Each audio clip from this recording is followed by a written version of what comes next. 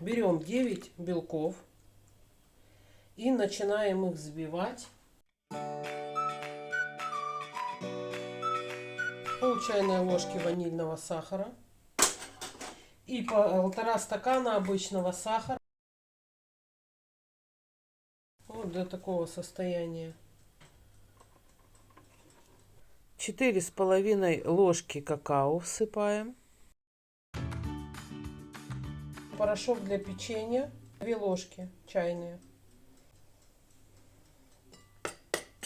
Перемешали. 1,5 стакана муки.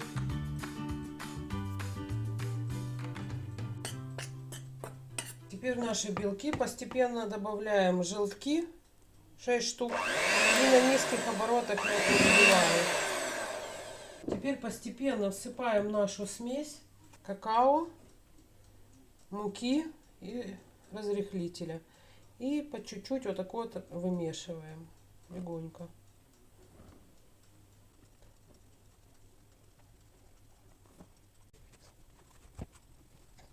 Вот тесто у нас получилось. Теперь нашу форму для выпекания я смазала маслом подсолнечным и укладываю в нее пергамент. Маслом смазала для того, чтобы она получше прилипла туда, пергаментная бумага. Так, теперь выливаем нашу массу и разровнять надо ее по форме.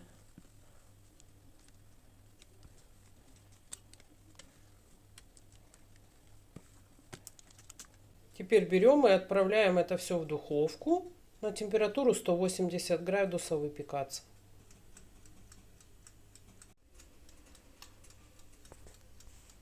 Так, 40 минут стоял наш корж в духовке. И теперь проверяем. Берем обычную зубочистку и втыкаем в него.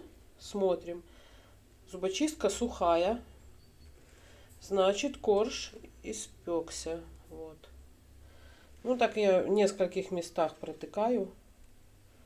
И посерединке обязательно, потому что здесь самая толстая часть. Вот. Сухо, значит, он готов. Будем его высовывать. Вот такой корж получился. Даем ему хорошенечко остыть. Так, я взяла вишню, залила ее коньяком. Вот, она настоялась 12 часов. А теперь я что делаю? Беру вот это вот все, сливаю, отцеживаю ее. И даю ей лишней жидкости стечь. Вот так вот. И она должна немножко по суше стать. Теперь уже, когда наш корж остыл, мы срезаем у него верхушку.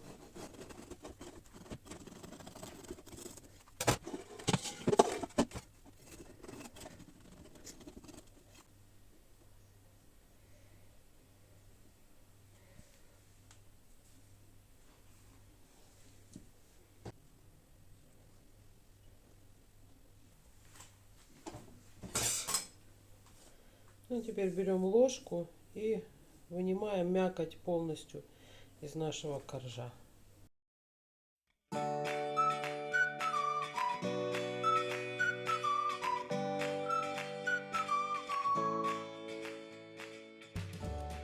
Так, теперь я беру наш сок вишневый, который остался от вишни, и пропитываю вот так вот по чуть-чуть.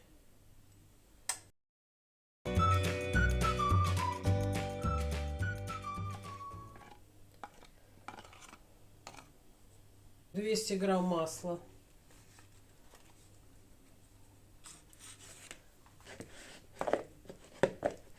Масса однородная стала. Теперь мы сюда добавляем наши вишни.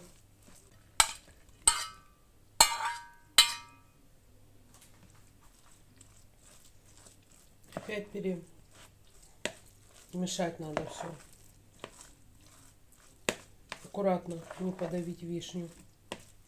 Вот такая вот начинка получилась. Теперь мы всю нашу начинку закладываем назад.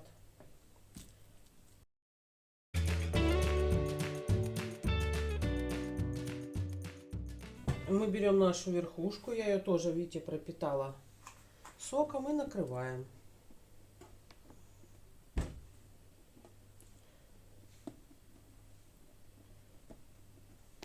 Добавляем сюда 4 столовые ложки сахара.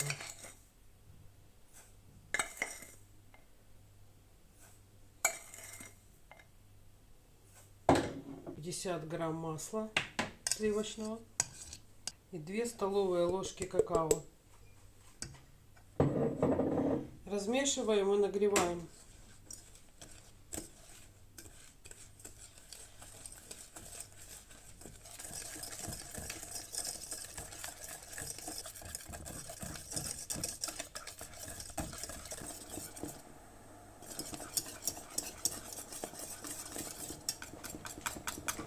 Все, закипело, выключаем и мешаем еще пару минут, чтобы оно начало остывать и корочкой не покрылась сверху. Сверху, когда уже остыла практически, но еще не застыла наша шоколадная масса,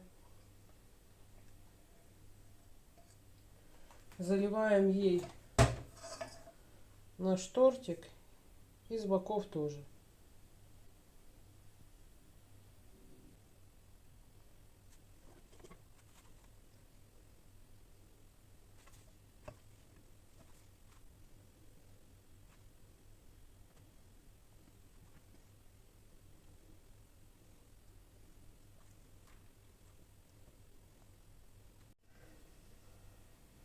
Вот такой вот у нас получился тортик.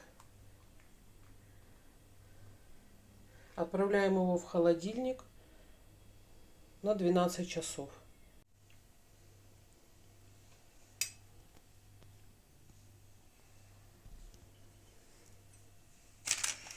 Так, будем резать.